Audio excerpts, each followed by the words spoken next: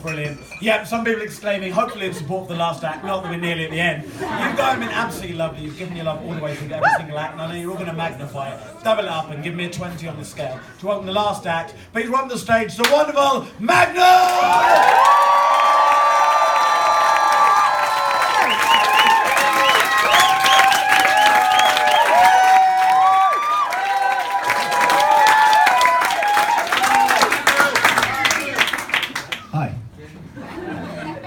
So, I was in bed with my wife last night. Happens almost every night, actually. And, she looks at me and she says, I think we should. And I'm thinking, yeah, like the sound of that.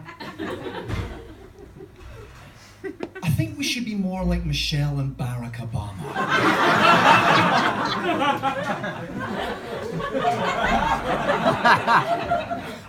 Michelle and Barack Obama.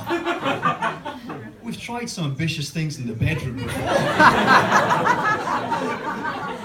But, you know, you give it a go and you know what the middle class swinging scene is like. Now the couple next door reckon they're George and Amal Clooney. And the bloke opposite thinks he's Bono. But when I'm not being Barack, I've got a day job.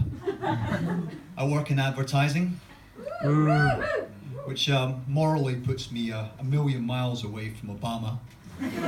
Somewhere between an estate agent and the guy who sells crack cocaine to school children.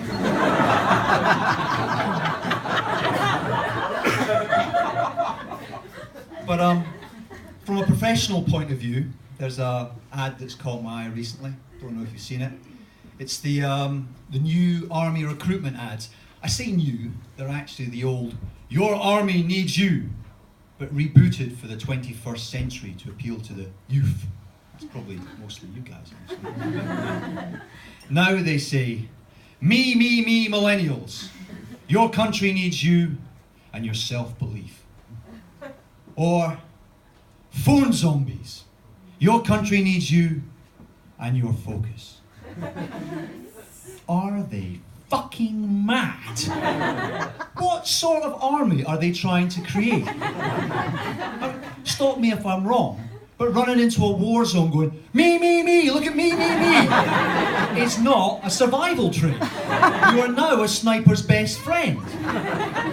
Equally, you don't want to be walking through a minefield with the guys paying more attention to his Samsung than where his feet are going. Oh, look, a Pokemon. But the ad for that army recruitment that's done the most damage is the one that says, Snowflakes, your country needs you and your compassion. Now, the honest-to-God soldier who stars in this ad, a member of the Queen's own mounted cavalry, the guy who sits on a horse guarding the Queen, is now quitting the army because he's been labelled a snowflake.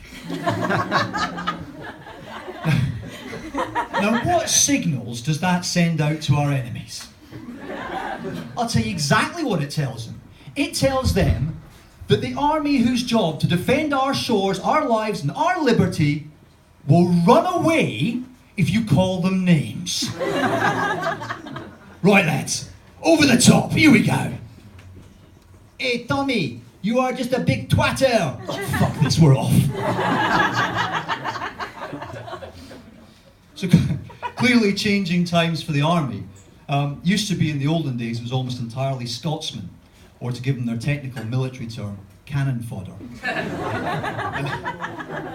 It's true. And you may have spotted yourselves that I'm actually from Scotland. Yeah. I go back there when I can, back home to see my old mum, you know, away from the big smoke. And we all know what the best thing about going home to see our mums is, don't we? That's right.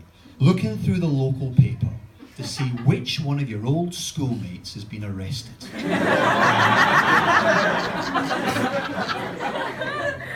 And last time I was back, I hit a fucking bullseye.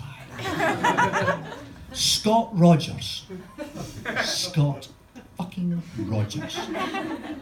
The boy who made sure I started every day of primary 7 with a Chinese burn had been arrested under the headline, Horse Guy Caught.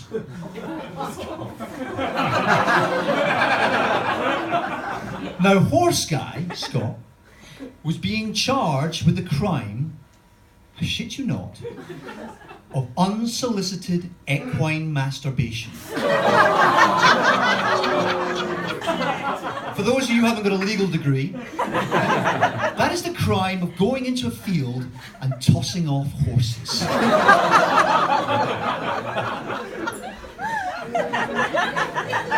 Don't ask me how that ended up for poor old Scott.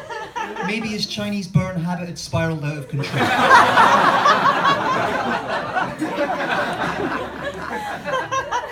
But it's the way that they caught Scott, Horse Guy. They caught Horse Guy by setting a honey trap. How do you set a honey trap for a guy whose crime is going into a field and tossing off horses? Do plainclothes policemen cruise the bars until they spot someone with wrists the size of a tree trunk and then start talking loudly about a stallion?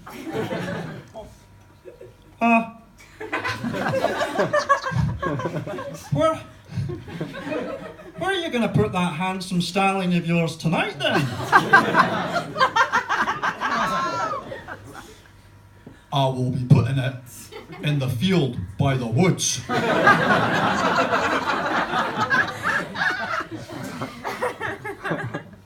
The field by the woods with the gate that doesn't shut very well. Yes. The field by the woods with a gate that doesn't shut very well. And how?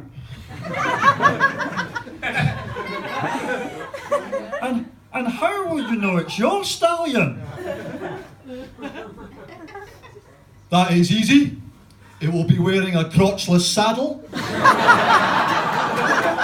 and Tom Ford cologne. Now, how is Horse Guy going to resist that? Answer is he couldn't. I reckon within seconds he was running up to that field, clutching a fistful of sugar cubes and a Viagra the size of a fucking golf ball. And that's how they caught him. You! Step away from the horse! Put your hands where I can see them! Oh, Jesus Christ, get that guy a Kleenex. But things could have worked out so much better for Horse Guy if only his talents had been harnessed.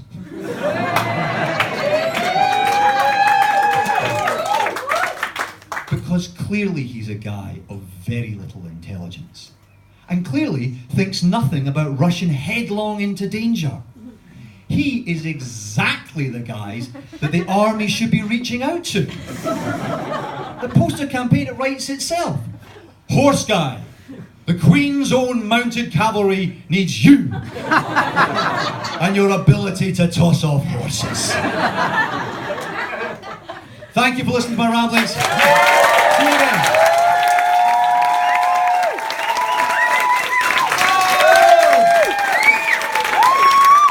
Well, it wouldn't be a proper comedy night if the last line of the night wasn't toss off horses! We've learned a hell of a lot tonight. Guys, we've done it, we've reached the end. It's been an amazing night of some fantastic acts. All of you have been absolutely brilliant, so give them a round of applause one last time.